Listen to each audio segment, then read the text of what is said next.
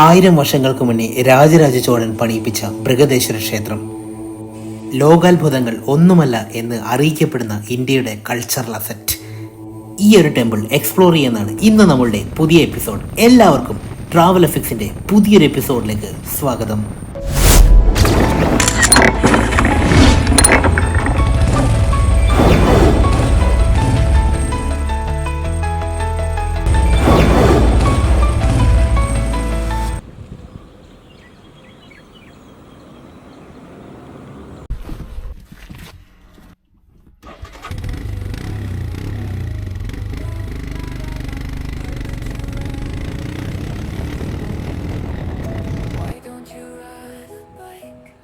Hi all, എന്ന് നമുക്ക് തുടങ്ങിയാലോ.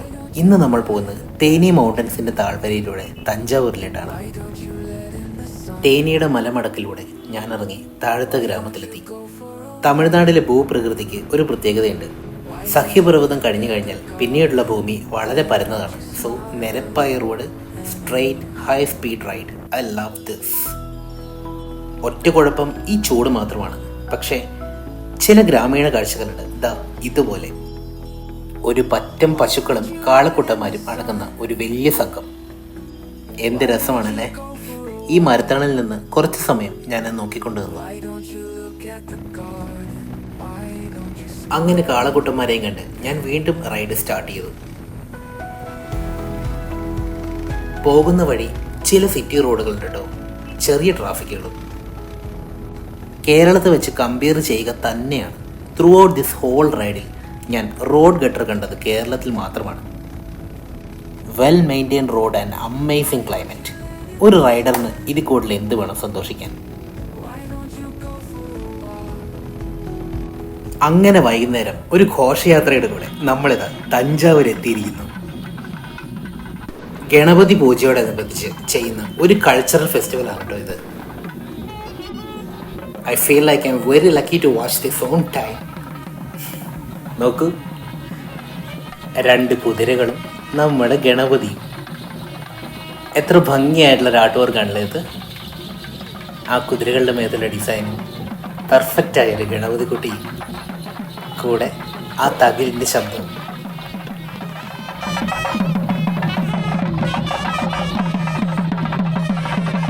ഞാനിത് കണ്ടുകൊണ്ട് കുറേ നേരം അവിടെ നിന്നു.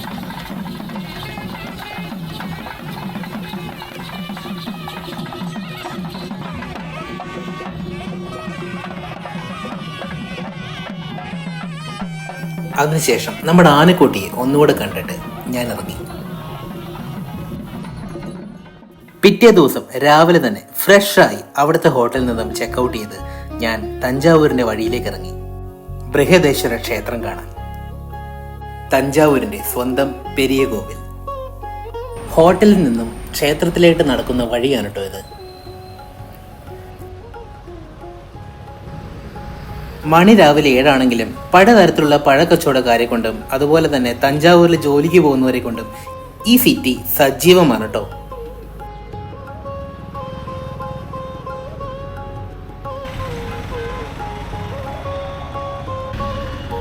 അങ്ങനെ നമ്മൾ നടന്ന് കോവിലിനോട് അടുക്കാറാകുമ്പോഴത്തേനും ലോക പ്രശസ്ത തഞ്ചാവൂർ ബൊമ്മ നമുക്ക് കാണാൻ സാധിക്കും കേട്ടോ. ഞാനും നിന്റെ വില ചോദിച്ചു. ഇതൊക്കെ എവിടെ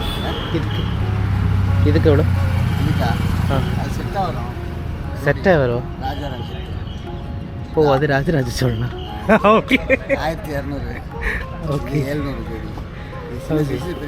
ആ തഞ്ചാവൂർ ബൊമ്മയിൽ ഒരെണ്ണം രാജരാജ ചോഴനാണെന്ന് പറഞ്ഞായിരുന്നു പുള്ളി എൻ്റെ അടുത്ത്. 1600 രൂപ പെർ സെറ്റ് എന്ന് പറഞ്ഞത്. രാജരാജ ചോഴൻ മാത്രമല്ല കേട്ടോ, നമ്മുടെ കേരളത്തിന്റെ കഥകളിയും ഉണ്ട് അവിടെ എന്നറിഞ്ഞു. ഷൂട്ട് ചെയ്യാനുള്ള അനുവാദം മേടിച്ച് ഞാൻ തഞ്ചാവൂർ ബൊമ്മകളുടെ ചില ക്ലോസ് ഷോട്ടുകളൊക്കെ എടുത്തു. നോക്ക്, അത് ആടുന്ന് കണ്ടോ? ശരി, ഇതൊക്കെ വളരെ മനോഹരമായിരിക്കുന്നു. എന്തായാലും ഞാൻ ഫ്രണ്ടിലേക്ക് നടന്നു. ഈ ഒരു ദൂരത്തിൽ നിന്ന് തന്നെ എനിക്ക് തഞ്ചാവൂർ ക്ഷേത്രത്തിന്റെ കവാടം കാണാൻ സാധിക്കുന്നുണ്ട് കേട്ടോ. അങ്ങനെ നമ്മൾ തഞ്ചാവൂരിന്റെ പെരിയ കോവിലിന്റെ കവാടത്തിലേക്ക് എത്തുന്നു. ശരിക്കും ഇതിനടുത്തേക്ക് നടക്കുമ്പോഴാണ് കേട്ടോ ഇതിന്റെ യഥാർത്ഥ വലിപ്പം നമുക്ക് മനസ്സിലാവുന്നത്. ഞാൻ പുറത്തു നിന്നും ചില ഫോട്ടോസൊക്കെ എടുത്തു.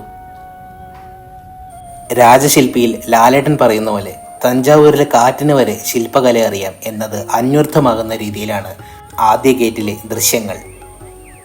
ഉള്ളിലേക്ക് കടക്കുമ്പോൾ ലെഫ്റ്റ് സൈഡിൽ നമുക്ക് കാണാൻ സാധിക്കും ഈ ആർക്കിടെക്ചർ മാർവലിൻ്റെ ഒരു മാസ്റ്റർ പ്ലാൻ. സെക്യൂരിറ്റി ചെക്കുകൾ കഴിഞ്ഞ് രണ്ടാമത്തെ ഗേറ്റ് കഴിഞ്ഞ് നമ്മൾ ചെല്ലുന്നത് ശരിക്കും ഒരു അത്ഭുതപ്പെടുന്ന ലോകം കാണാനാണ്. കയറി വരുമ്പോൾ തന്നെ നമുക്ക് കാണാൻ സാധിക്കുന്നത് അതിഭീകരമായ ഒരു നന്ദി വിഗ്രഹമാണ്. ലോകത്തിൽ തന്നെ ഏറ്റവും വലിപ്പമുള്ള നന്ദി വിഗ്രഹം എന്ന് പറയുന്നതും ഇത് തന്നെ. മറ്റൊരു അത്ഭുതപ്പെടുത്തുന്ന കാര്യം എന്താണെന്ന് വെച്ചാൽ ഇത് ഒറ്റക്കല്ലിൽ തീർത്തതാണ്. ഒരു ആർട്ടിസ്റ്റ് എന്നുള്ള രീതിയിൽ എനിക്ക് ഏറ്റവും കൂടുതൽ അത്ഭുതം തോന്നിയത് ആ റൂഫിലുള്ള ചിത്രപ്പണികളാണ്. 1010-ാം നൂറ്റാണ്ടിൽ എത്ര സൂക്ഷ്മമായിട്ടായിരുന്നു ഇതൊക്കെ അന്നത്തെ ശില്പികളും കലാകാരന്മാരും ഉണ്ടാക്കിയിരുന്നത് എന്നുള്ളത് it's so fascinating guys.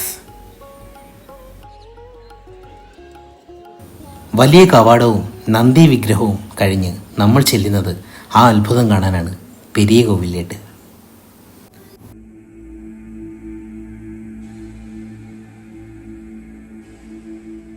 Periya കോവിലിൻ്റെ മകുടം വളരെ പ്രത്യേകതയേർന്നതാണ്.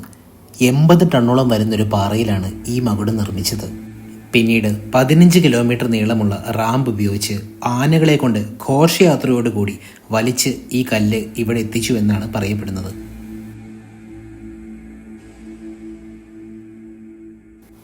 ആയിരം വർഷങ്ങൾക്ക് മുന്നേ ഉണ്ടാക്കിയ ഒരു ആർക്കിടെക്ചർ എന്നതിനുപരി മനുഷ്യനിർമ്മിതമാണോ എന്നുപോലും തോന്നിപ്പിക്കുന്ന അതിശയകരമായ വലിപ്പമാണ് ഈ ക്ഷേത്രത്തിൻ്റെ പ്രധാന അട്രാക്ഷൻ. ഏലിയൻസ്, പ്രൊമിത്തിയസ് എന്ന് തുടങ്ങിയ ചില ഹോളിവുഡ് ചിത്രങ്ങളൊക്കെ എൻ്റെ മനസ്സിലൂടെ കടന്നുപോയി. ക്ഷേത്രത്തിൻ്റെ ഈ ഇടനാഴികളിൽ 180ഓളം വരുന്ന ശിവലിംഗ പ്രതിഷ്ഠകൾ നമുക്ക് കാണാൻ സാധിക്കും. 1010-ാം നൂറ്റാണ്ടിൽ രാമകൃഷ്ണൻ എന്ന സൈന്യാധിപൻ്റെ മേൽനോട്ടത്തിലായിരുന്നു ശ്രീ രാജരാജ ചോഴൻ ഈ അമ്പലം പണിയിപ്പിച്ചത്. ആർട്ട് വർക്ക്സ് കൊണ്ടും കൊത്തുപണികൾ കൊണ്ടും നിറഞ്ഞു നിൽക്കുന്ന ഒരു ലോകം.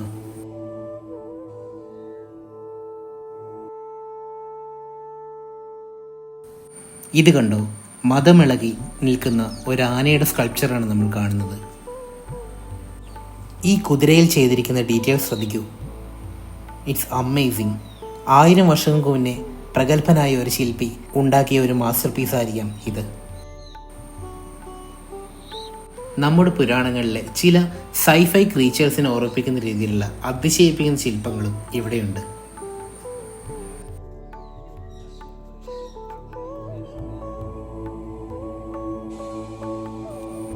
ഈ ഇടനാഴിയിലൂടെ എൻ്റെ ക്യാമറയുമായി ഞാൻ കുറച്ചു നേരം നടന്നു. It's so relaxing. ഇടയ്ക്കെപ്പോഴോ ഒന്ന് നോക്കിയപ്പോൾ പണ്ട് ഉത്സവങ്ങൾക്ക് വേണ്ടി ഉപയോഗിച്ചിരുന്ന പോലെ ഒരു ബൊമ്മ ഞാൻ കണ്ടു. എനിക്ക് ആ കളറും ആ ഫ്രെയിമും ഒരുപാട് ഇഷ്ടമായി. അങ്ങനെ ഈ അത്ഭുതം കണ്ടുകൊണ്ട് ഞാൻ ഫ്രണ്ടിലേക്ക് നടന്നുകൊണ്ടിരുന്നപ്പോഴായിരുന്നു ഇയാളെ ഞാൻ പരിചയപ്പെടുന്നത്. എനിക്കൊരു പുതിയ സുഹൃത്തിനെയും കിട്ടി. ആള് തഞ്ചാവൂരുകാരനാണ്.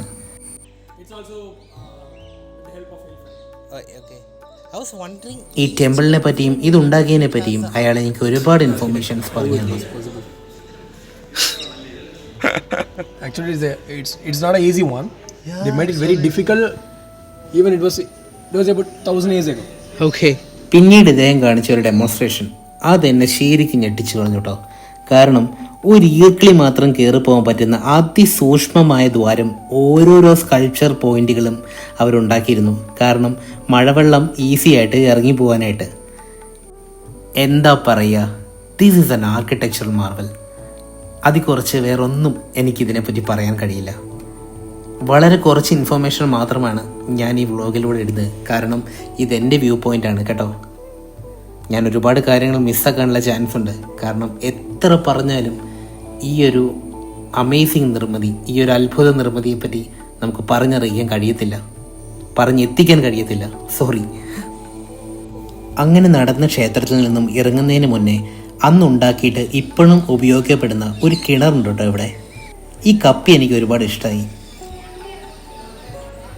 പെരിയ കോവിലിൽ നിന്നും ഇറങ്ങി ആദ്യം പോയത് എൻ്റെ ക്യാമറകൾ കളക്ട് ചെയ്യാനാട്ടോ. ഇവിടെ മൊബൈൽ ഒഴിച്ച് ബാക്കിയുള്ള എല്ലാ എക്യുപ്മെൻറ്റും നമുക്കൊരു സ്ഥലത്ത് ഏൽപ്പിച്ചതിന് ശേഷം മാത്രമാണ് ഉള്ളിൽ കയറാവൂ. ക്ഷേത്രത്തിനോടനുബന്ധിച്ച് തന്നെ പിന്നീട് ഞാൻ കണ്ടത് ഒരു ചെറിയ മാർക്കറ്റാണ്. ധാരാളം സൊവിനിയേഴ്സ് ഉള്ള ഒരു ബ്യൂട്ടിഫുൾ പ്ലേസ്. ഈ തലയാട്ടുന്ന ബുദ്ധപ്രതിമകളും പിന്നീട് ഇവിടെയും കിട്ടും നമുക്ക് തഞ്ചാവൂർ ബൊമ്മകൾ കേട്ടോ.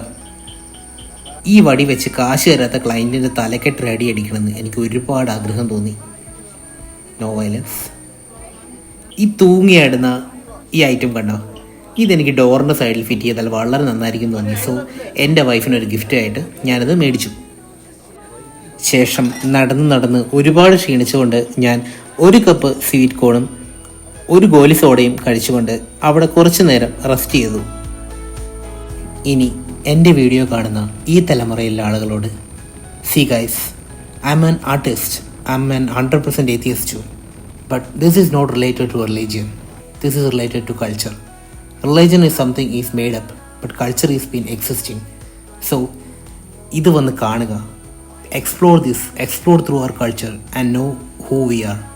Yeah, signing off, Akhil Narayanan, Travel Effects. See you on next episode.